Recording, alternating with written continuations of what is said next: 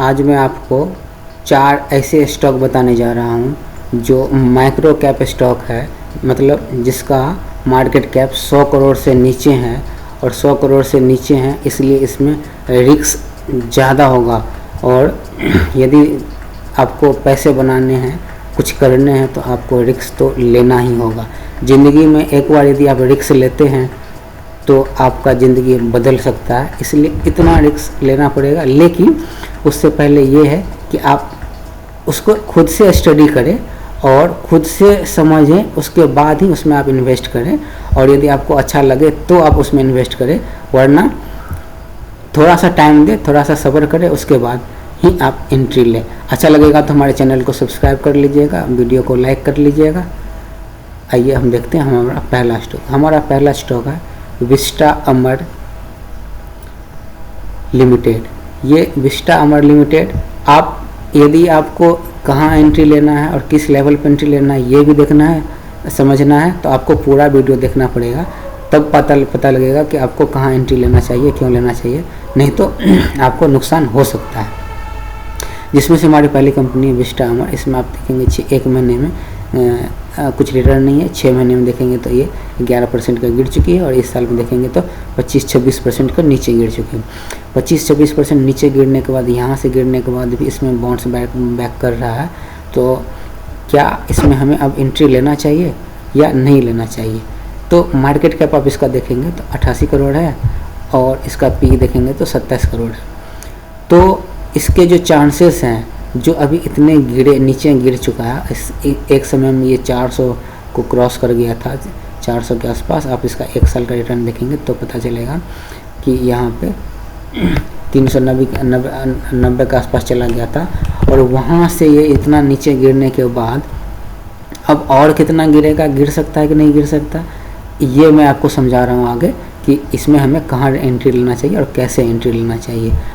तो आइए हम इसका पहले हम देखते हैं इसके डिटेल के बारे में। विस्टा अमर का वेबसाइट, ये स्क्रीनर पर हम देखेंगे तो मार्केट कैप इसका आप देख रहे हो 88 करोड़ है, पीई 27 है, ठीक है, एवरेज है, और ROCE 36.7 है, बहुत अच्छा। ROE 27 है, ये भी बहुत अच्छा। फेस वैल्यू 10 है, इसका मतलब ये है कि आने वाले समय में हमें स्प्लिट दे सकती है या ये अपने स्टॉक को डिवाइड कर सकती है। और इसका आप देख सकते हो लगातार ये इसका प्राइस नीचे गिर रहा है। और लेकिन जो नोटिस करने वाली बात है, जो इम्पोर्टेंट बात है, वो अब मैं आपको बता रहा हूँ कि हमें इसमें एंट्री अभी वेट करना है। एंट्री के लिए क्यों वेट करना, मैं आपको वो बता रहा हूँ। थोड़ा सा इंतज़ार करना पड़ेगा, तब एंट्री ले तो आपको ज़्यादा बेनिफिट हो सकता है, ज़्यादा मुनाफा हो सकता है। अब हम आते हैं इसके क्वार्टरली रिजल्ट। इसका क्वार्टरली रिजल्ट देखेंगे तो इसका जो जून 2023 का रिजल्ट है 20 करोड़, तो आप जब पिछले जून देखेंगे तो ये 18 करोड़ है।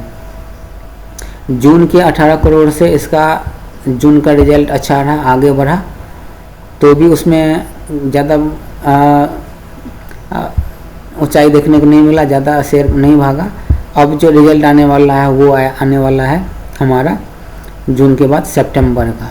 तो सितंबर का आने वाला है, जून में 20 करोड़ का है सेल्स, और सितंबर में, पिछले सितंबर में आप देखेंगे कितना 7 करोड़ का सेल हुआ है, ठीक है, 2022 में 7 करोड़ का। जून में 18 हुआ था और सितंबर का जो रिजल्ट था उसमें था 7, उसके बाद फिर 20 हो गया था। इसका मतलब सितंबर में गिरा है।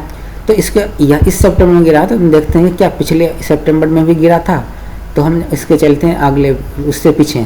तो इसमें देख रहे हैं तो इसमें भी 3 करोड़ का सेल हुआ था, जून में 8 करोड़ का सेल था, और दिसंबर में 22 करोड़ का था। दिसंबर और जून के बीच में सितंबर में गिर गया था।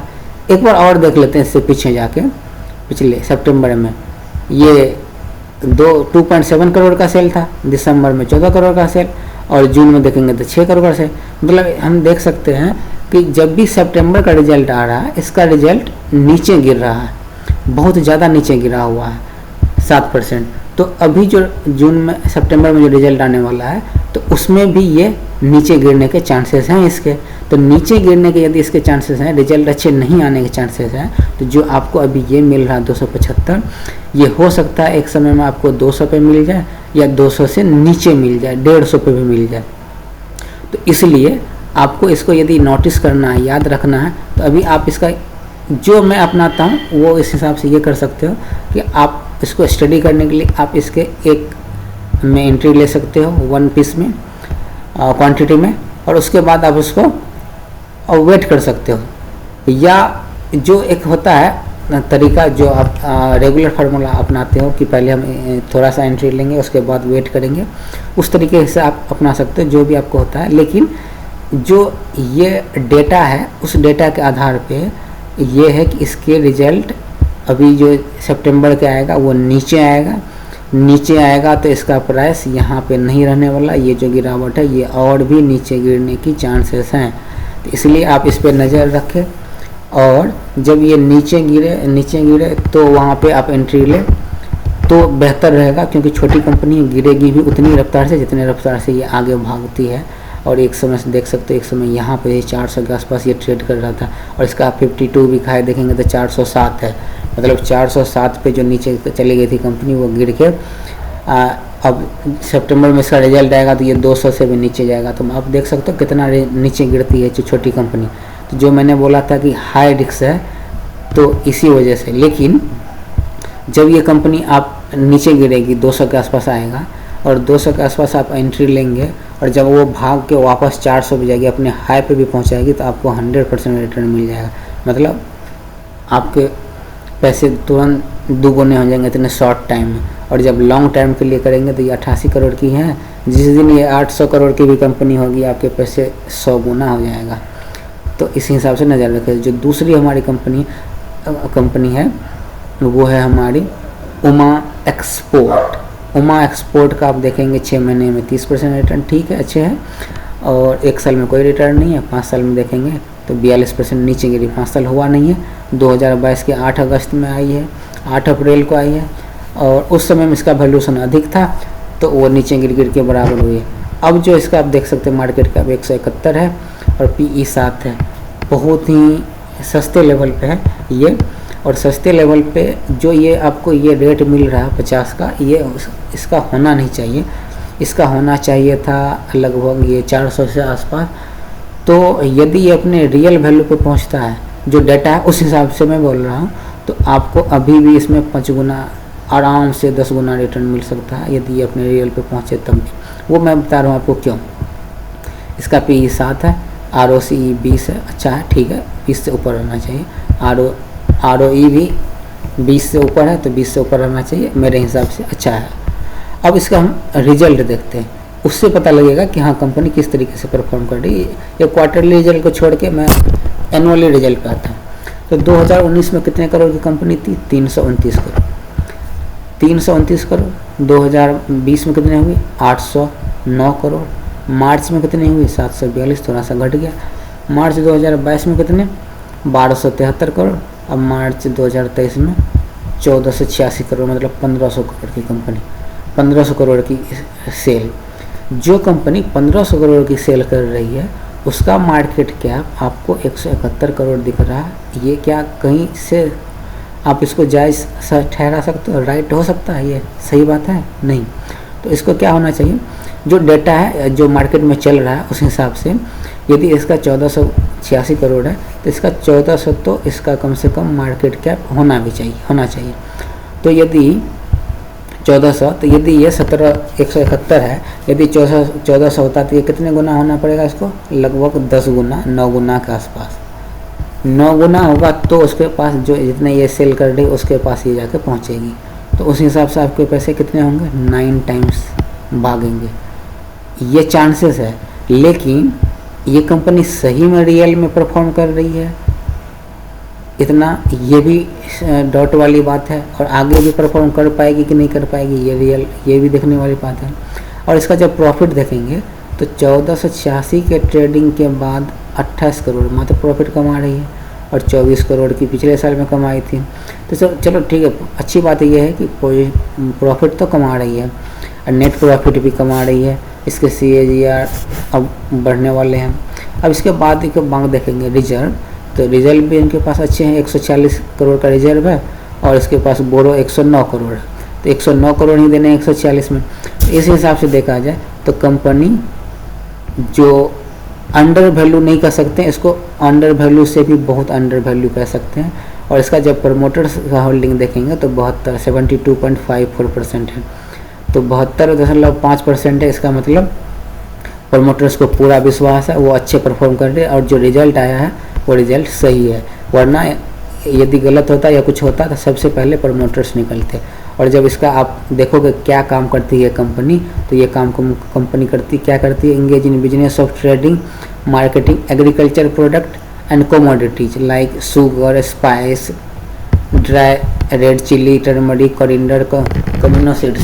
तो ये कंपनी बहुत ही अंडर वैल्यूएशन पे, आप अभी देखोगे एक कोई कंपनी आई थी, मसाले वाली कंपनी थी स्पाइस करके, उस कंपनी का आप देखोगे जो आईपीओ आया उसमें वो लिस्टिंग गेन में ही 50% 60% का गेन हुआ है, लिस्टिंग में ही लिस्टिंग गेन इतने मिले हैं। तो जब वहाँ पे इतने बड़े उसको मिला है तो ये भी तो उसी सेक्टर की है, तो ये तो बहुत ही अंडर वैल्यूड है।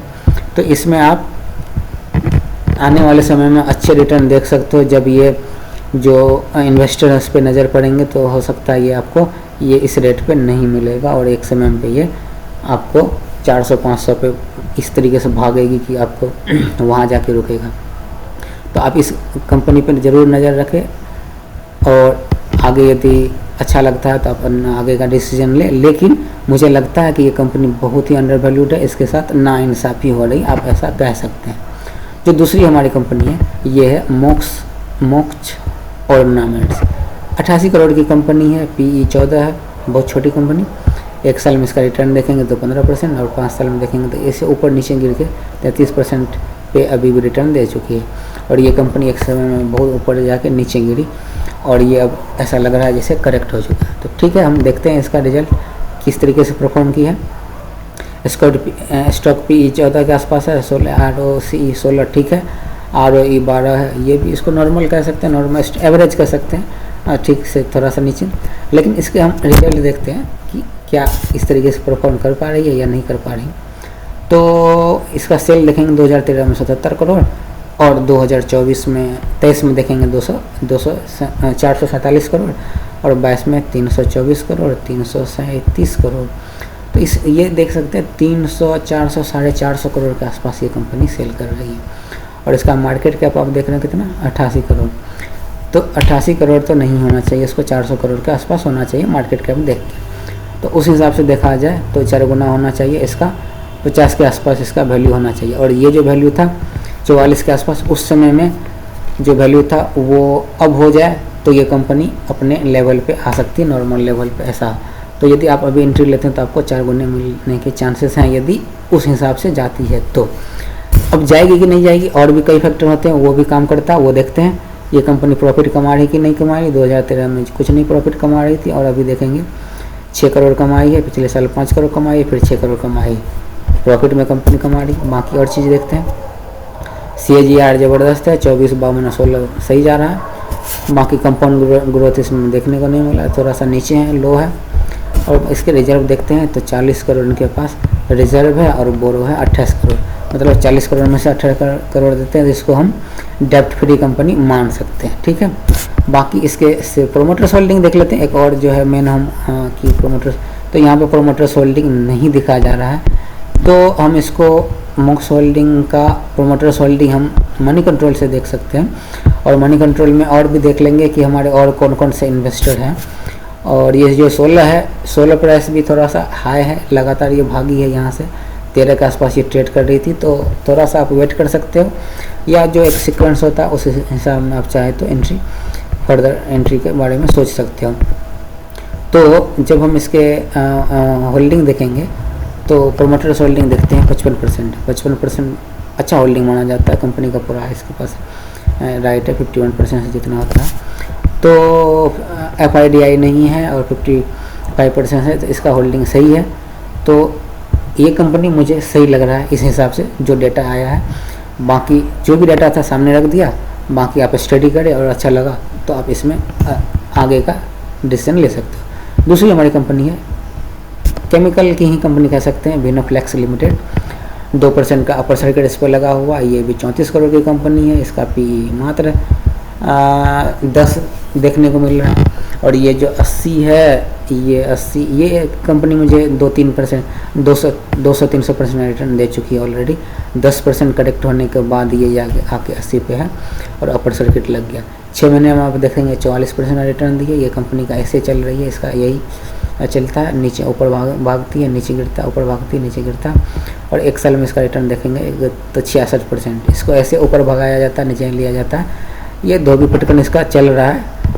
छोटी कंपनी है, 34 करोड़ की है, जिसको मनाता है वो आके ऊपर में भगा देता है, नीचे गिरा देता है और अभी यहीं अटकी हुई है। इसका हम सेल देखते हैं। इसका ROC देखेंगे तो 16 है और ROE 14 है। तो एवरेज इसको कह सकते हैं, बेहतर नहीं कह सकते हैं। फेस वैल्यू 10 है, तो ये आगे जाके स्प्लिट हो सकती है और बोनस सब दे सकती है। तो इसका हम रिजल्ट देखते हैं क्या कंपनी सही में परफॉर्म कर रही है, नहीं कर रही है, या ऐसे शोकेस के लिए है। तो इसका 2012 का देखेंगे तो 27 करोड़ का सेल हो रहा था, तो और 2012 से 11 साल में ये 56 करोड़ का सेल पहुंचा। तो आप इसमें देखेंगे तो हर एक साल 39 से लेके 37 हुआ, फिर 34 हुआ, फिर 42 हुआ, फिर 56 हुआ। तो सेल में तो ग्रोथ ही देखने को मिल रहा है। और इसके जो प्रॉफिट देखेंगे तो ये प्रॉफिट 66 लाख का प्रॉफिट को 3.5 करोड़ की प्रॉफिट में बदल दी है। और इसके CAGR देखेंगे तो बहुत ज़बरदस्त है, 33, 22, 62, 60। अच्छा इसको हम कह सकते हैं। कंपाउंडिंग ग्रोथ भी 16, 13, 11, 57, इसको भी अच्छा हम कह सकते हैं, बढ़िया कह सकते हैं। और इसके हम बैलेंस शीट देखेंगे तो इसके पास रिजर्व कितने हैं, 22 करोड़, और इसको पे कितने करने हैं, 5 करोड़। तो 22 करोड़ में से 5 करोड़ हम इसको डेप्ट फ्री मान सकते हैं, इसको कर्ज हम नहीं कह सकते हैं कि इस पर कर्ज है। बाकी इसके शेयर होल्डर पैटर्न देखेंगे तो शेयर होल्डर पैटर्न इसके पास 51% प्रोमोटर्स के पास है, बाकी जनता के पास FIDI के पास पैसे इसके स्टॉक नहीं है। तो ये सब जो 4 कंपनियां हैं हाई रिस्क है बहुत ही ज़्यादा, लेकिन जो रिटर्न है वो ज़बरदस्त है। और जहाँ पर हाई रिस्क है वहीं हमें हाई रिटर्न भी मिलता है। तो यदि आप ऐसे इन्वेस्टर हैं, आप ऐसे हैं जो इतने रिस्क लेने के लिए तैयार हैं, इतने रिस्क लेना चाहते हैं और लेने हैं कि आपकी लाइफ बन जाए, तो आप इन शेयरों पे आप फर्दर स्टडी करके आप एक्शन ले सकते हो, डिसीजन ले सकते हो। अच्छा लगा तो हमारे चैनल को ज़रूर सब्सक्राइब कर ले, अपने दोस्तों के साथ ज़रूर शेयर करें। और आज के लिए इतना ही, जय हिंद।